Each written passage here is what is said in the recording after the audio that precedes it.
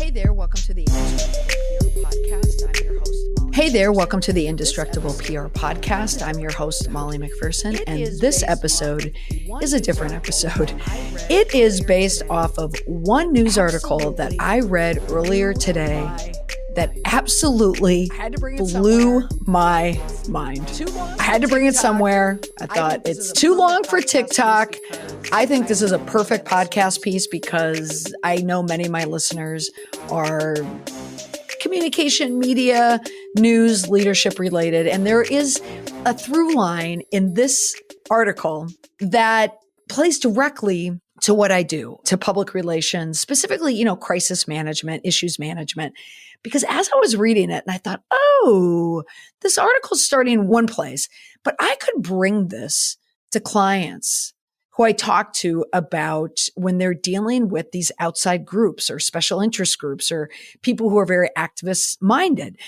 And I happened to read this. I saw it on Twitter after I spoke with a client this morning who was dealing with a very activist minded foe, for lack of a better word.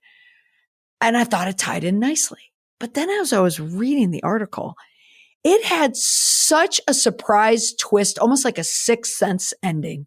I could not believe where it ended. So I thought, I'm going to share it with you. So here we go. I'm going to introduce you. If you haven't seen the article, it's from NPR, titled, "She was an ABC News producer. She also was a corporate operative." How's that for a title? It's going to draw you right in. So this was released, well, I'll say today, December 21st, 2022.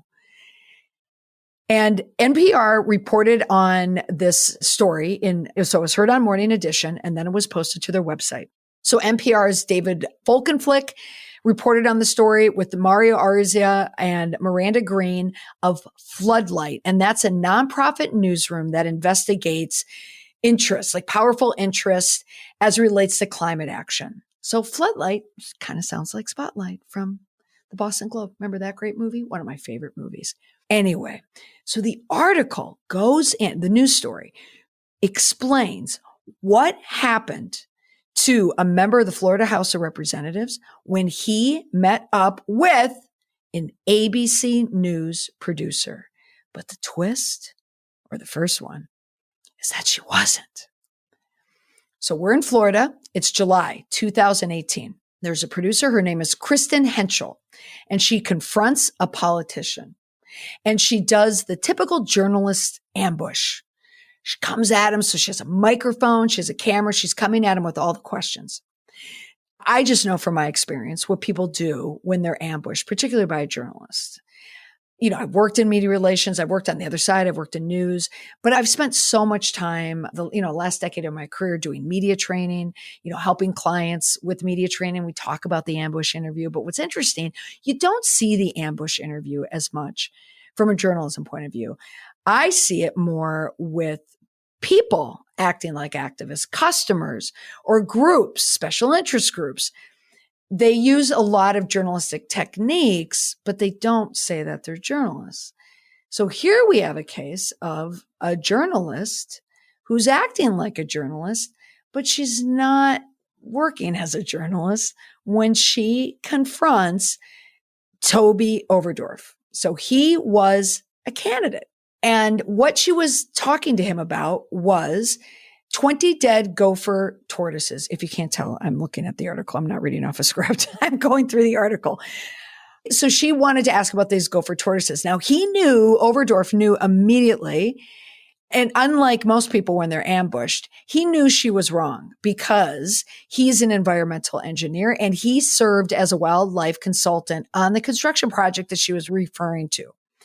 So he became flustered and said on camera to Hentschel that he didn't know what she was talking about, which is actually a really good reaction. Okay. He was being truthful because he didn't know it. And in many cases, when someone is ambushed, they clam up. Okay. They don't know that this is dirty tricks. They have no idea. They really think that this is a reporter. They're not going to go through their brain and think, is this reporter legit or not? Until now. Okay. So anyway, she then, when he wasn't answering it, she responded like a reporter by saying, well, residents say they aren't buying it. And there was a new style video that was later posted online. So it turned out there was a city investigation. There were no dead tortoises at all. In fact, there was no evidence that there were any reptiles present in this location. Okay. So the article goes deep into, just all the minutia around, what they were trying, what was happening here. Okay. About a firm. And there was two companies that were working together. One was Florida Crystals FPL, which is a sugar conglomerate. And then there's Florida Power and Light. So there's just other, outside interests in here. But what's interesting about the story is that Kristen Hentschel is not a reporter. She worked for ABC News as a freelance journalist. Now, if you're thinking, wow, ABC News again, that is reputation management. Anyone hears about ABC News now, what do? They immediately go to Amy Robach and they go to TJ Holmes. They go to two co-anchors who it was revealed that they had an affair. Allegedly. We do not know this, but ABC News, they botched the rollout of responding to this affair. And I don't want to be as heavy-handed on it because it's difficult, because you have two married co-anchors that clearly have a lot of on-air chemistry together. It's kind of oozing off the screen, if you will. And so they're both married, had an affair, allegedly, left their spouses, and then became more open about the relationship around people in the industry. However, the Daily Mail put a lot of money into surveilling them, and they released the photos and video of them as a couple. But it all came out like technically they're both separated from their spouses. However, it became a huge story, whatever. And now ABC News kind of has the stain in late 2022. But here now out of the blue comes this story, which is crazy. But they're able to get somewhat through it, but not entirely, because Kristen Hentschel did work as a freelance producer. Now, networks will hire producers, to fill in on stories. I worked with an NBC producer in my business, and she explained exactly, how it worked, that it's cost cutting too, so you don't have a full-time correspondent sitting around there. You could have a producer that works in a certain area. And if they have a story in that area, they'll ask them to go cover it. And they usually, work as a producer. So this is what she was doing, working freelance. However, when she was ambushing this candidate, she was not working for ABC News. Now, dirty tricks in journalism, in politics, political journalism. I mean, this isn't a foreign concept out there when people are trying to get news. But in this case, with Hentschel not working as a journalist, this is not a news story. This is an activism story. This is a tactical strategy that activists are now using. I'm not even to the twist yet. That's the first twist. I got a turn. We're talking 6 cents level of a turn that's happening in this story. Now, ABC News did not comment on this story, which absolutely surprised me when they first reported that they didn't. But then they came out and said, or they found two people at ABC News who spoke on background to say that she worked there as a freelance reporter. Then ABC News came out with a statement that said Kristen Hentschel was a freelance daily hire who never worked for ABC News on the political stories referenced in the NPR article. She does not currently work for ABC News. So this is how you could talk your way out of a freelance hire, like a daily hire. So this is an accurate statement. However, she did work there at one time.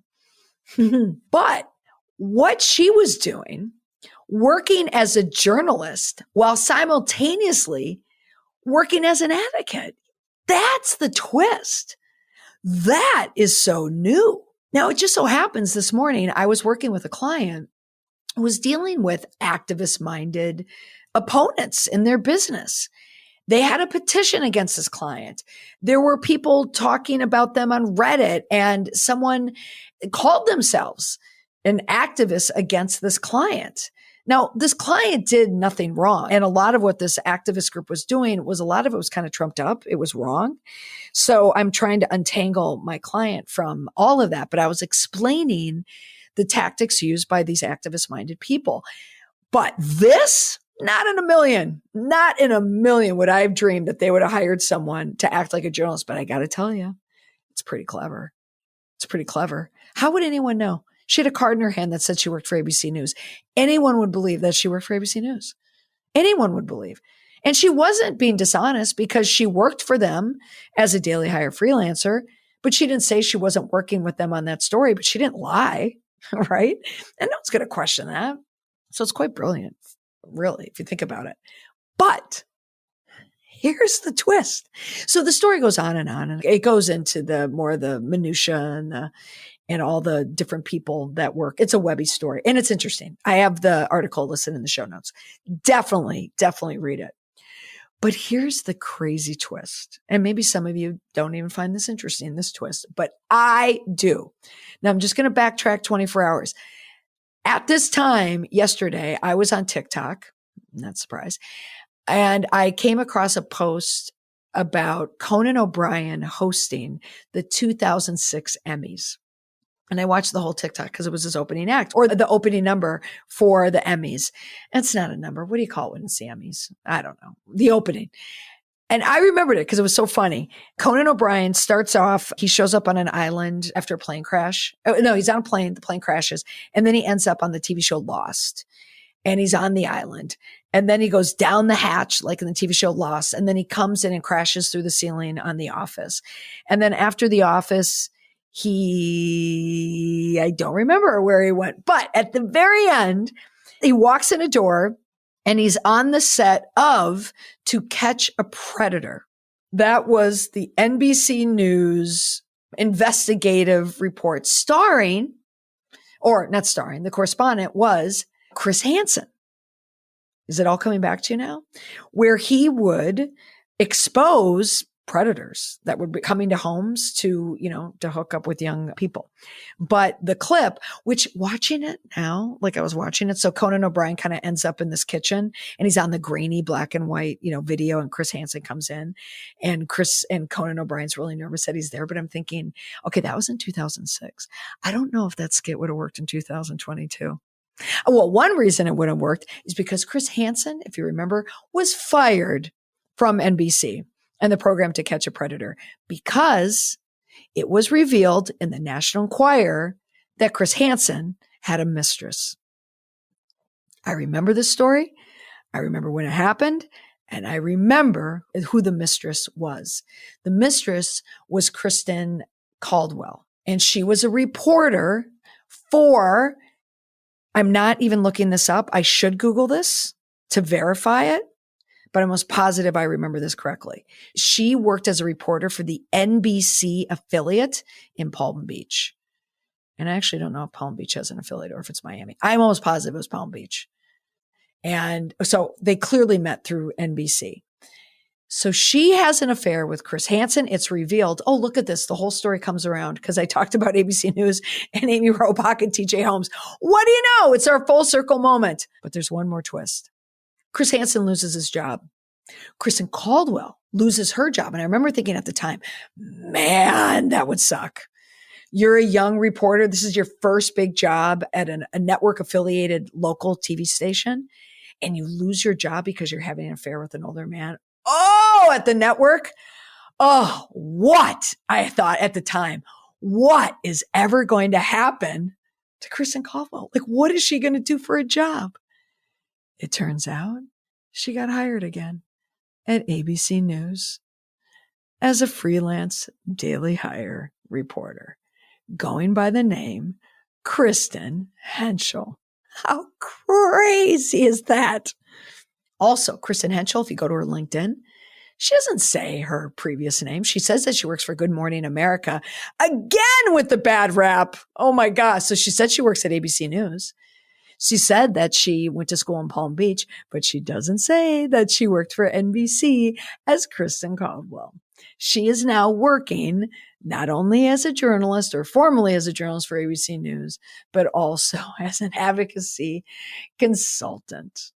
So in every episode of the podcast, I always include one indestructible PR tip. This is this one easy leave behind tip that is something that you can remember to help you build an indestructible reputation. And here it is. If you work in communication, if you're a leader, if you're a CEO, if you're a business owner, if you are anyone who could be in the eye of some type of group, either an advocacy group, a special interest group, or if people in your universe, in your milieu, in your business may mobilize and form together to strike out at you in an activist type manner, be prepared for the fake journalist. Be prepared for the former journalist.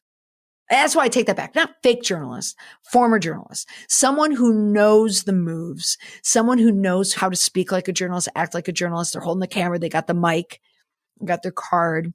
Be prepared for this tactic. I'm telling all my clients about this tactic because I'm not kidding. This is a great tactic. Your special interest group, this is a fantastic tactic. You go there with a camera and you get someone on video thinking that's a reporter and they're not going to answer. You want to get them to say no comment. And then you slap it up online on your site. It's brilliant, but now it's exposed. So hopefully you will never fall victim to this form of dirty tricks.